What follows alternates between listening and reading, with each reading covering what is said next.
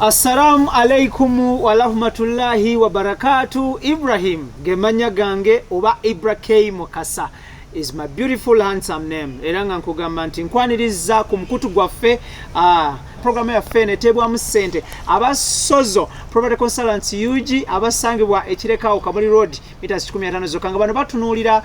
bagula ebyawaka office saloon ne restaurant nga kotadde amataka n'amayumba banonyeko ku Facebook bawereze ekifaananyi kyo kyotunda baberenga ate sente bazikutera ku mobile money bakuterako nezizijjayo no by the way eranga still nkutegeza tuli powered by Sun Cargo Shipping Company abasangibwa ku Arua Park 14 Plaza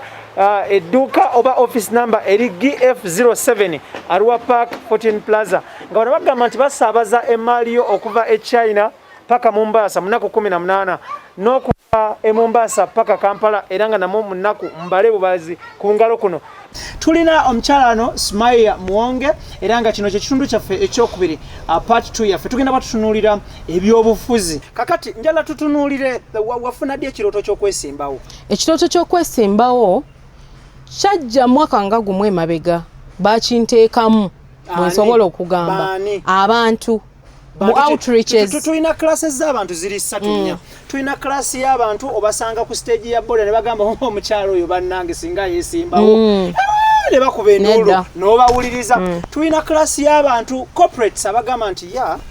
bwewesimbawo walibadde of great importance to our community ne tuba ne class ya family abagamba nti bannange weesimbe woyeffe mu family yaffe mwe mutalivaako mu kulembeze ne tubeera ne class y'abantu bewasoma nabo abagamba nti naye weesimbewokko ne tuba ne class y'abantu endala egamba nti naye omulembe guno abamawulire bateekwa okwesimbawo so class kye yasinga okusindika okujja okwesimbawo be bantu bali bewagambye aba community nti you can be of great importance to our community era nze ngamba nti nzize kusavinga community nzize kusavinga abantu kubanga ebintu bye nakola mu communities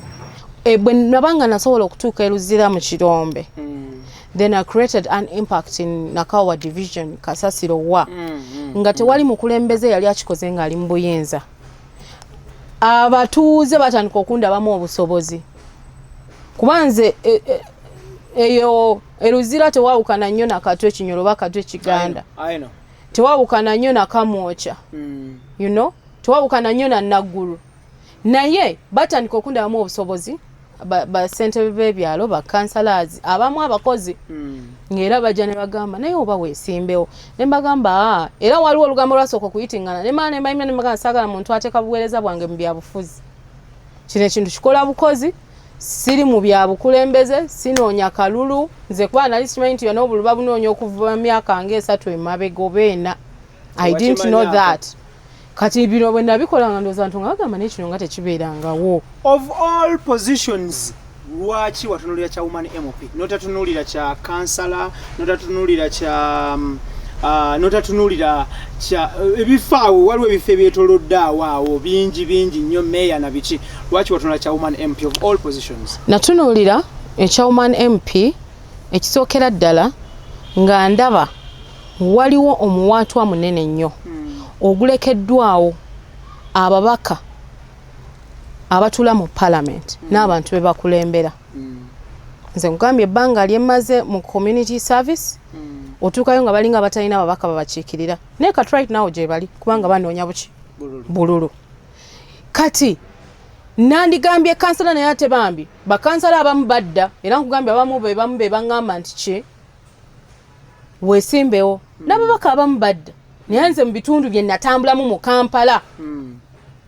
mwenkulidde mwenkunyumiriza ennaku ya kino nakiri buli kimu nkirabye naye ng'abantu omubaka tazebwa ku ground njala tutunulire tumenyereyo ensonga nga 5 Kampala nga district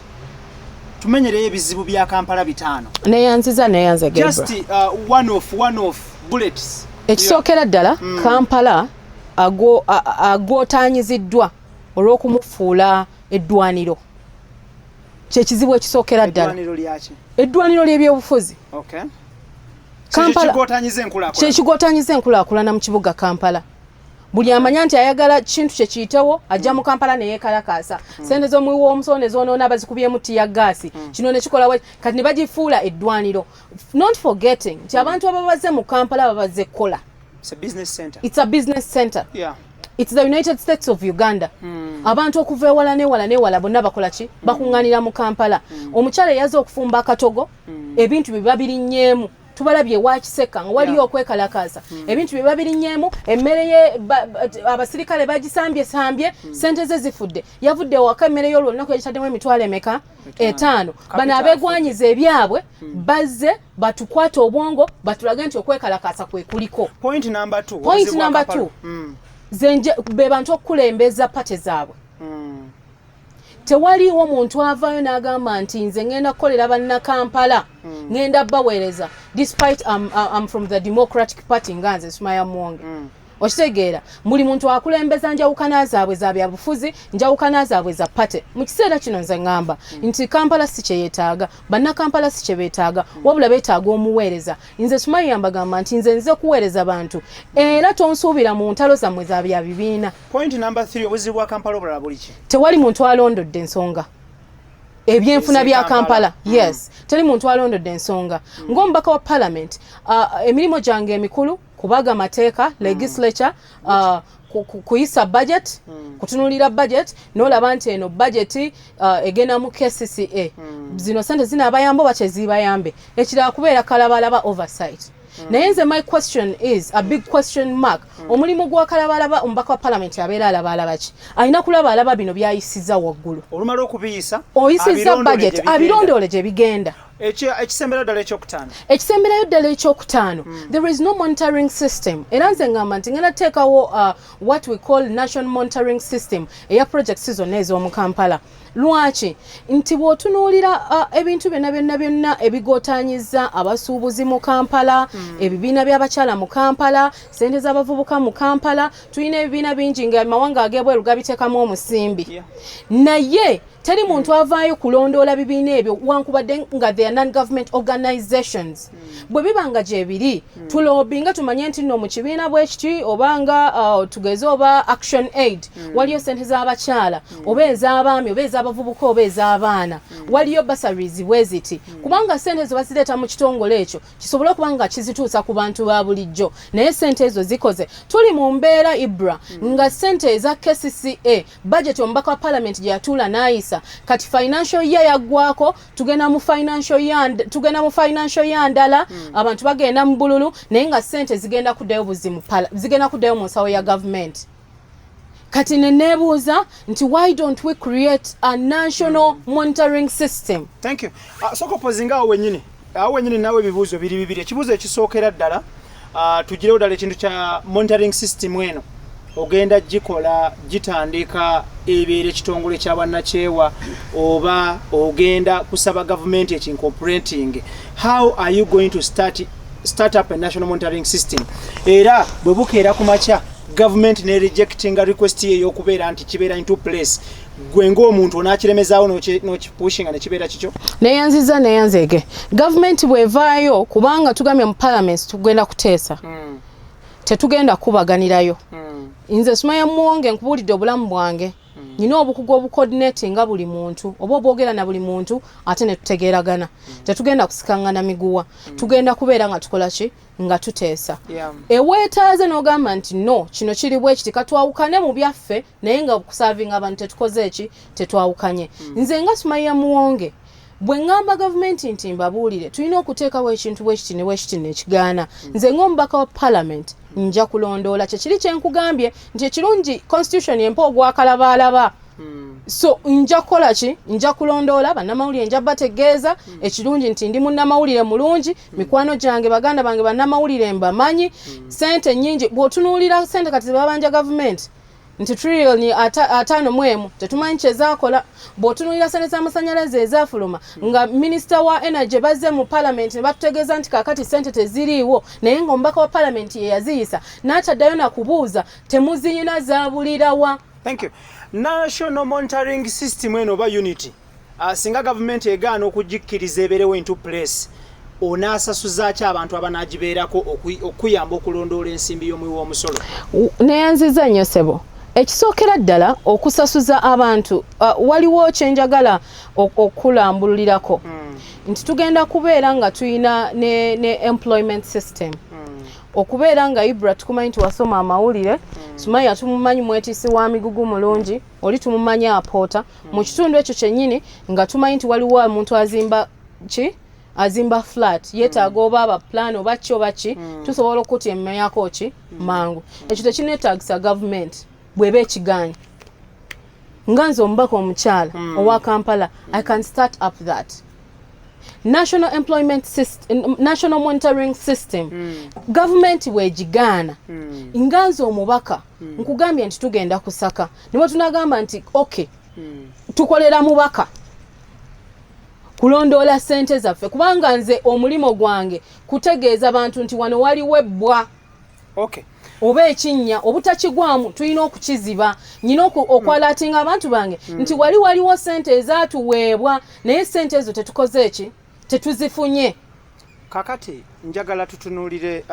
mu nteekateeka zo oze okugogola Kampala aleme ogyewo enjawukana mu by'obufuzi gwoweereze banna Kampala. Yes. Which is a good idea.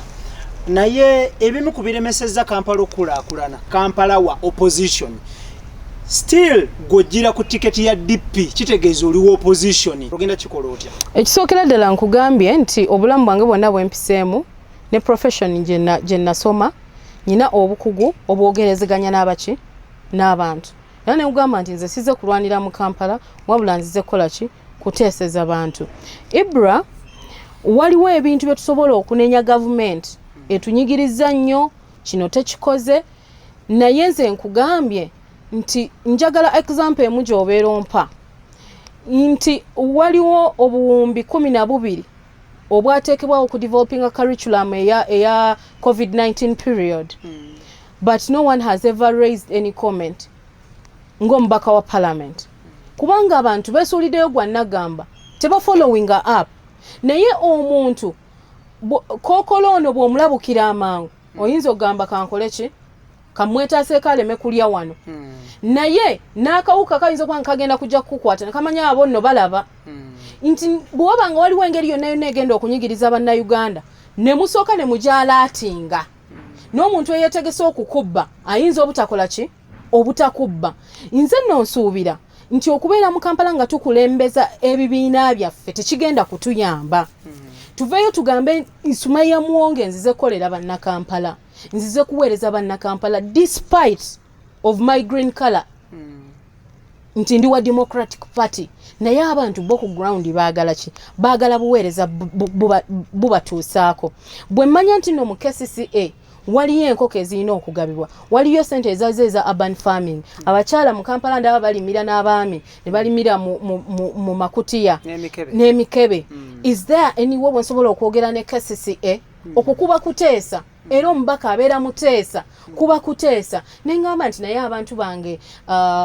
abekomambo gekawempe tebaafuna kintu bwe kiti. Is there any way wetusobola okukwatagana ne division ne tuyamba abantu bano? Nze njagala nnondoola ensonga, njagala nzijeyo ssente eziwagamidde, njagala nzijeyo projects ezitatuuse ku bantu, nsobole okulanga projects zituuka ku bantu. Sizze mu kukulembeza kala yange ng'omuntu, sizze kukulembeza kibiina kyange kuba nze muntu akkiriza. Nze kyesagambyeko IBRAH nti ndowooza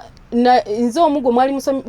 mu biseera ebyo gwe basomye mawulire nga agudde mu kinnya ng'enkuba etonnya ng'omukyala gwe twalaba e Nakawa nga tekuliko manhole cover. Kubanga enkuba yatonnya nengwa mwala abaami be banyamba. After some years nali mu P3 na Kivubo Blue. After some years nazemo kiraba nga ndi ku TV ndi mukola ng'omukyala aguddemu n'afa.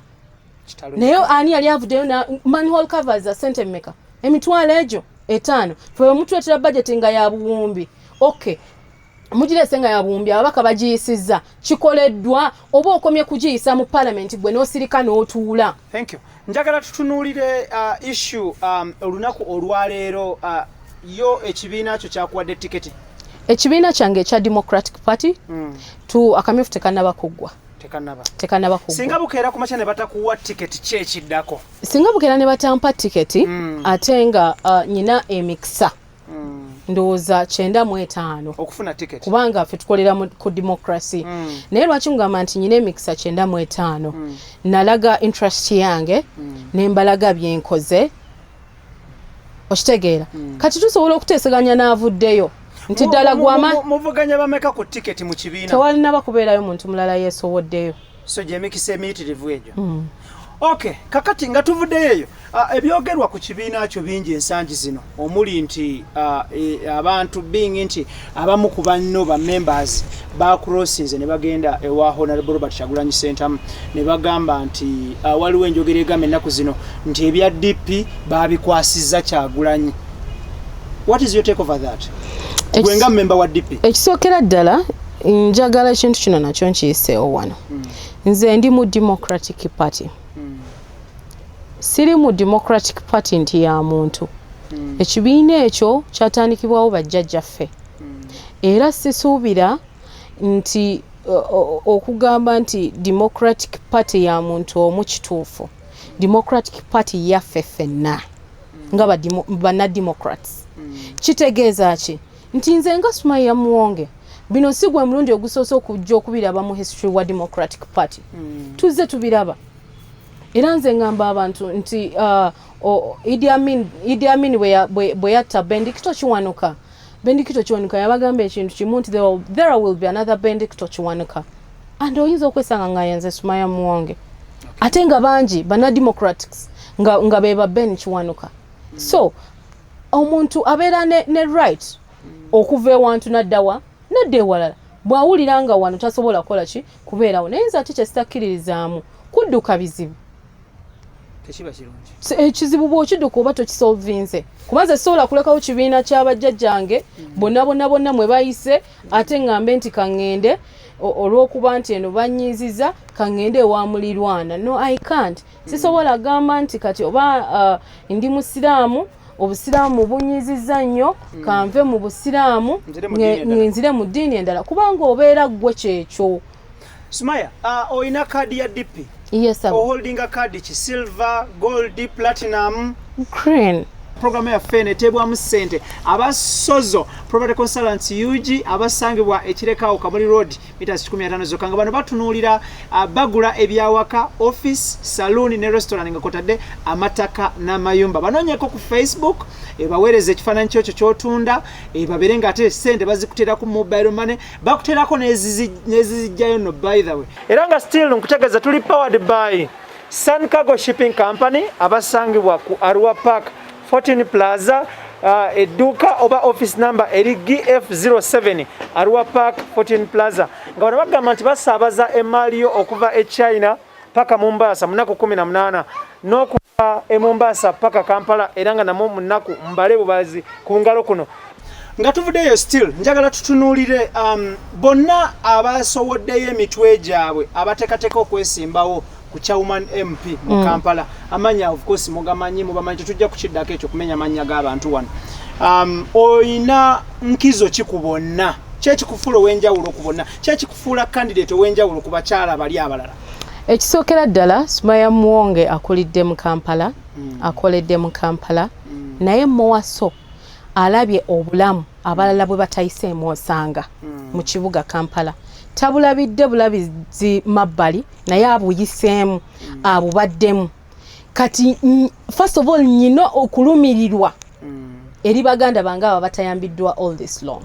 eri bamama bange batayambiddwa eri ababaka ba parliament abayisiza ssente z'abakadde naye mu Kampala ne balowooza nti temuli bakadde nze kati nga Sumayiyah Muwonge singa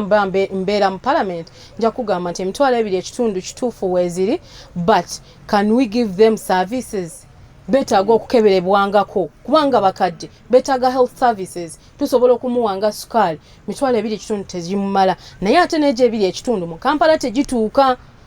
bamama bange abali ekakungulu gye bali sente tezibakola ki tezibatuukako so ebintu ng'ebyo obuweereza ng'obwo nze ebbanga lino lyonna sirabanga muntu akola ki abirimu ekirala Sumayiyah mbadde mu community nvuddeyo n'ennyamba abantu mu bwannamawulire bwange sivuddeeyo kukomyawo kizibu wabula kusolvinga kizibu bwabaawo obutasoma oba abaana obutagenda ku masomero tusobola okufunira abaana bano bursaries abaana abali ebweru tebalondoddwa abo twatandikawo sako ne tugita sumisako abroad okitegeera tebalondoddwa sensa bwe bazisindika olumu ne bazibba olumu ne bakola ki so ebintu ng'ebyo kati nze ate kirala ndi munnamawulire ekyo kikulu nnyo profession yange njenyumirizaamu nti entuusizza mu buli kasonda ak'e Kampala njogedde n'abantu bangi nemmanya ebirowoozo byabwe ekirala Sumayiyah Muwonge ajja mu parliament kubanga aweereza bantu so si kibiina nti ngenda kulembeza kibiina kyange okulaba nga empeereza tezituuka ku balala nsavinga aba Democratic Party bonna ekizibu bwe kijja ne bwoba wa yellow oba wa red oba wa green oba wa blue oba waki mwenna kibali omulundi gutya mu COVID-19 bwe yazze teyasosodde fenna yatukubye omulundi gutya gumu so byebyo ebintu bye tulina okweteekerateekera ekirala bw'otunuulira Sumayiyah Muwonge agenda kuba ku ground nze omulimu gwange ngenda kubatuukako bamaama ne bataata ngenda kulondoola ensimbi zaffe ngenda kulondoola projects zaffe youth livelihood bagitaddemu ssente emyaka n'ebisimbo okuva mu 2012 paka nakati President Museveni nga tu celebrating olunaku lwa Youth International Day bayongeddemu obuwumbi 36 obwasooka ebibiri obwa last year tetubulabanga buli obwasooka sima 2 mu mmeka ezo zibuuzaani ozo tulina zibuuzaani kakati nze okusinga okubeera awo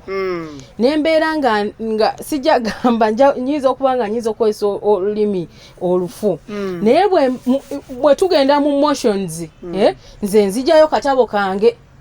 kubanga nze ndi researcher ate ndi munnamawulire mbitegeera kuba sente ezo be baaziyisa kati njagala okubuuza ngambe bannaayo abantu bange kino kikubuuzanga munnamawulire sente ezo z'oyogerako zaatuuka tezatuuka lwaki nkugamba nti tezatuuka naye nga zaayisibwa naye tezatuuka okyogeranga munnamawulire kubanga ne ku ground kwendi kyekyo kyenkugambye nti Sumayiyah Muwonge ekyenkizo ekimuliko ku ground kwali tagenda kubeerako naye kwali gwenga munnamawulire ziwagamirawa sente zo bwe ziwagamira bw'ogenda ku divisions eza KCCA bawandiisa ebibiina by'abavubuka simanyi oba weewandiisa naye ffe twewandiisa naffe tulina ekibiina kye twakolaawo mangu nga zizze sikulemba by that time ndoza nalina kubukedde Idris yakuwandiisa mwe mwazifuna Idris yagamba nja mukubira oba bamutambuza nnyo obukwakulizo obwali bungi mwami mugo ya Daniel ate ye yazifuna naye ate ye yewandiisa Mbale kaakati no kiri bwe kiti gw'okimanyi nti no mu KCCA tulina bakansala nga yawandiisa ebibiina 3 oba 4 eyo tuveeyo nafuna sente z'abantu oba za bibiina 4 oba 3 ekyo kiri on record ate kituufu bakansala abamu bakikola kati bwombuuza weziwagamira zawagamira awo otunyonyoddewo Sumayiyah Lasili nga tuwunzika abatulaba balyagadde okumanya bw'otunuulira Kampala ojja mu byabufuzi oli munnamawulire obaddewo ozaaliddwa Kampala okulidde Kampala osomedde Kampala lwaki omulundi guno bannamawulire bettanidde nnyo politics tetujja kugamba bayimbi because issue y'abayimbi etegerekeka there is that wave eyakulembeddwamu omulungi mukwano gw'abangi Honorable Robert Kyagulanyi Ssentamu sikati mbuuza in the line of abamawulire lwaki abannamawulire mwettanidde nnyo politics omulundi guno lwaki neyanziza nnyo ku professions zonna with due respect kubanze nzikiriza nti buli muntu profession ye gye yasoma erina kyeyamba ku muntu naye munnamawulire abeera ku ground munnamawulire anoonyereza munnamawulire amanya ate n'alondoola ensonga tulina emboozi tulina ebintu bye tukoze mu mawulire nga gavumenti ebimanyiddeko ffe IBRAH nyina story gye ngenda okukola kuba nabagamba gye buvuddeko nali krediemu nti waliwo project egenda ekolebwa nti naye waliwo obubbi bw'abaana obugenda mu maaso ku ddwaliro lya gavumenti erimu mu Uganda mu district eya Kampala naye abaana abakazaalibwa abawere naye ensonga eyo buli omu yali yeefudde kyesirikidde yes anya nenga bakimanyi n'abakulira amalwaliro abo naye beefudde kyesirikidde bebamanyi bwe bakifunamu naye munnamawulire bw'akitegeera akikuleetera ku ki era bwe bwobukugunze bwe njagala okukozesa nze bwe mubanga temumanyi nti ssente ze mwayisa babaka bannange ngenda bazibula amaaso mbagambe bannange sente ze twayisa bwe mubanga mutemutuuka ku ground natuusa abavubuka tebazifunanga ate wano mu mawulire kesise tugamba bano be baganyuddwa mu nteekateeka eno kakati bwe batugamba nti baganyuddwa mu nteekateeka eno tulina okudda ku ground nze ndi lujegere ngenda kubeera ku ground kama mbaya ni mbaya Sozo Property Consultants UG be bateekamu essente wano ku Extra Digest mugoba nsonga era nga nkugamba nti banoonyeko ekirekaawo Kamuliro Limited 15 zoko oba banoonyeko ku Facebook bakosa page eri mu mannya ga Sozo Property Consultants UG kuba ekifaananyi kyokyo ky'otunda ekyawaka ekya office ekya saloon oba restaurant oba ettaka oba ennyumba okibaweereze bwe munakkaanya ku miwendo sente baziweereza ku mobile money ne bakuweereza n'ezizijjako n'obeera ng'ofuna ziri zennyini ze watunze ekintu kyo obeere ne sente mu nsawo ate ekyo ky'obaguzizza bavuga emmotoka ne bakinona awo n'otateekamu wadde ennusu aga n'onyumirwa obulamu ng'olina sente era nga still nkutegeeza tuli powered by Sun Cargo Shipping Company abasangibwa ku Arua Park 14 Plaza edduuka oba office number eri GF07 Arua Park 14 Plaza nga bano bagamba nti basaabaza emaali yo okuva e China paka Mombasa munaku 18 n'okuva e Mombasa paka Kampala era nga namwo munaku mbale bubazi ku ngalo kuno tulina Sumayiyah Muwonge tutunuulira